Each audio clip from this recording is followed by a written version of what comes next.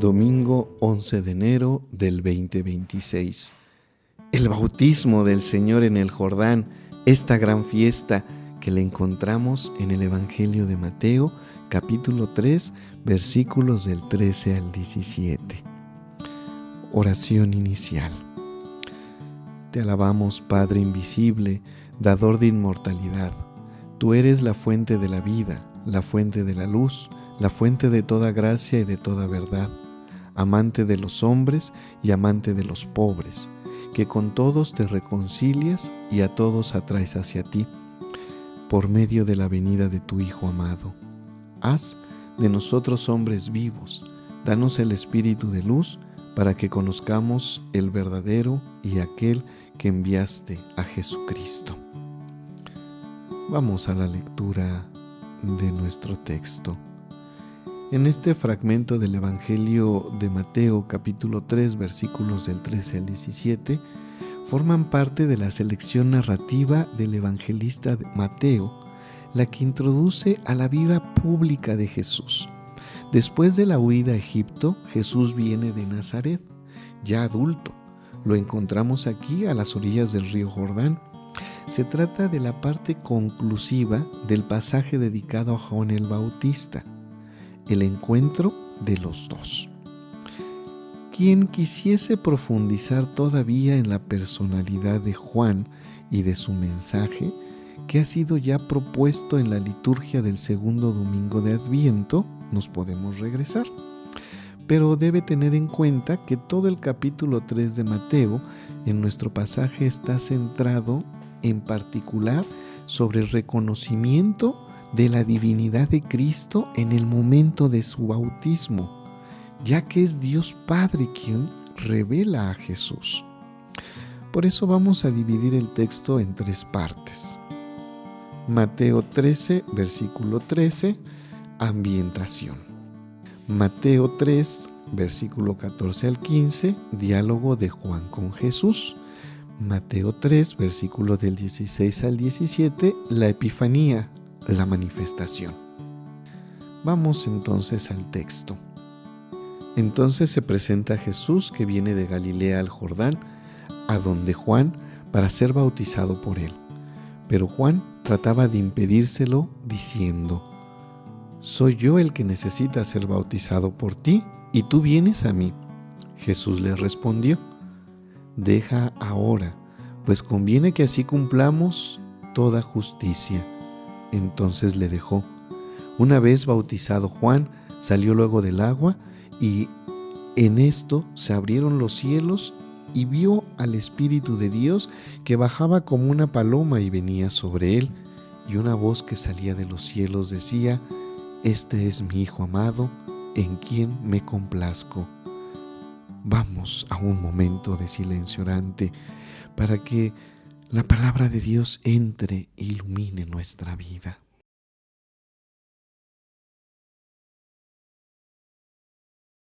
Algunas preguntas para nuestra meditación y oración. ¿Por qué Jesús sale al descubierto después de la vida oculta de Nazaret? ¿Cómo madura su conciencia de su identidad y su misión? ¿Te ha sucedido en cierto momento el comenzar algo nuevo en tu vida? ¿Quién o cuál es la experiencia que me ha revelado más plenamente mi identidad, vocación y misión? ¿Qué sentido tiene para mí el recuerdo del bautismo? En concreto, de tu bautismo. Vamos a nuestra meditación. Una clave de la lectura. Junto a una lectura, digamos, histórica, cronológica, en la que se pone de realce el episodio del bautismo de Jesús, el encuentro con Juan, antes del comienzo de su vida pública, se puede tener presente una lectura simbólica, ayudado por los padres orientales, en el que se encuadra mayormente el tiempo litúrgico, el de la Navidad, que se concluye hoy con esta plena manifestación de Dios como hombre. Una síntesis de la manifestación, la epifanía del Hijo de Dios en la carne. Vamos a los comentarios de nuestro texto. Recordemos que estamos en el Evangelio de Mateo, capítulo 13, y vamos con el versículo 13. Jesús adulto. Después de la desaparición de Juan de la escena, Jesús de Nazaret, donde había pasado su infancia y su primera juventud, se dirige al río Jordán como buen israelita, estando atentos a los movimientos religiosos auténticos que surgen entre el pueblo. Muestra aprobar la obra de Juan y decide recibir el bautismo con agua, no ciertamente para ser perdonado por los pecados, sino para unirse y compartir plenamente las esperanzas y expectativas de todos los hombres y mujeres. No es la humanidad la que va a Él, sino que Él es quien va hacia la humanidad, según la lógica de la encarnación. En los versículos del 14 al 15 encontramos el diálogo de Juan con Jesús. Él intentó de Juan de impedir el bautismo de Jesús. Es el reconocimiento de la diversidad entre los dos y el conocimiento del nuevo, es decir, la nueva alianza que entra en escena. Aquel que viene después de mí los bautizará en el Espíritu Santo y fuego. Tiene en la mano el bieldo, limpiará, recogerá y quemará. El comportamiento de Jesús es el de someterse a este plan salvífico de Dios para la humanidad, respetando el modo y el tiempo. La diversidad de los dos se va uniendo por las familias de donde provienen, que es la familia sacerdotal de Juan. El lugar es Jerusalén para Juan, Nazaret de Galilea para Jesús.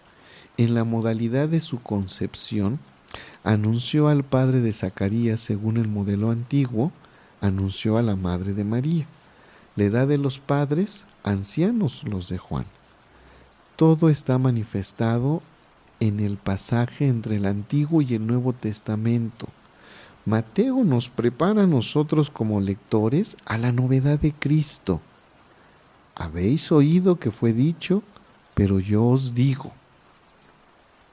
Vamos ahora al versículo 16 y 17, la presentación de Dios Padre y el Espíritu Santo. En el Evangelio de Mateo tenemos la solemne adoración de los magos, como reconocimiento de la realeza divina de Jesús. Lucas añade también el reconocimiento de Isabel, de los ángeles, de los pastores, de los ancianos Simeón y Ana. En todos los evangelistas, pues se evoca la proclamación de la identidad divina de Jesús por parte de Dios Padre y del Espíritu Santo, que está presente bajo la forma de la paloma. Mateo dice precisamente, este es y no, tú eres mi Hijo amado. Veamos esta diferencia. Jesús es de naturaleza divina y al mismo tiempo es el nuevo Adán, principio de una humanidad nueva, reconciliada con Dios junto a la naturaleza, reconciliada también ella con Dios. A través de la inmersión de Cristo en las aguas, se reabren los cielos después de que han estado cerrados por tanto tiempo a causa del pecado, y la tierra queda bendecida. La entrada de Jesús en las aguas prefigura su bajada a los infiernos y se realiza la palabra del salmista. Él aplasta la cabeza del enemigo. El bautismo no solo prefigura, sino que inaugura y anticipa la derrota de Satanás y la liberación del Adán. No será fácil, por tanto, reconocer al Mesías en la dimensión de la debilidad. El mismo Juan tiene alguna duda cuando está en la cárcel y le manda decir por medio de sus discípulos, ¿eres tú aquel que debe de venir o debemos esperar a otro? Vamos a profundizar este texto. En la tradición de la iglesia griega, el bautismo de Juan es la fiesta más importante en las celebraciones navideñas. El 6 de enero se festeja en conjunto: bautismo, nacimiento, visita de los magos, las bodas de Caná, como una sola realidad. Más que el desarrollo histórico de la vida de Jesús, se tiene en cuenta su relevancia teológica salvífica. El interés no se centra en el aspecto sentimental, sino en la manifestación histórica de Dios y su ser reconocido como Señor. Cirilo de Jerusalén afirma que Jesús confiere a las aguas del bautismo el color de su divinidad.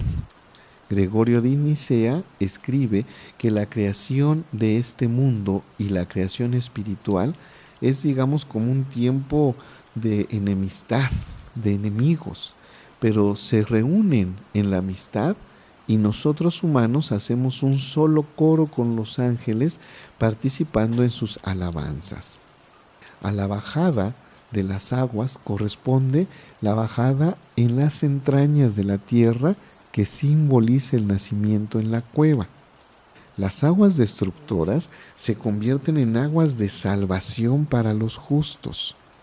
Las lecturas del veterotestamento, o sea, las lecturas veterotestamentarias en la liturgia de las vísperas recuerdan las aguas que salvan.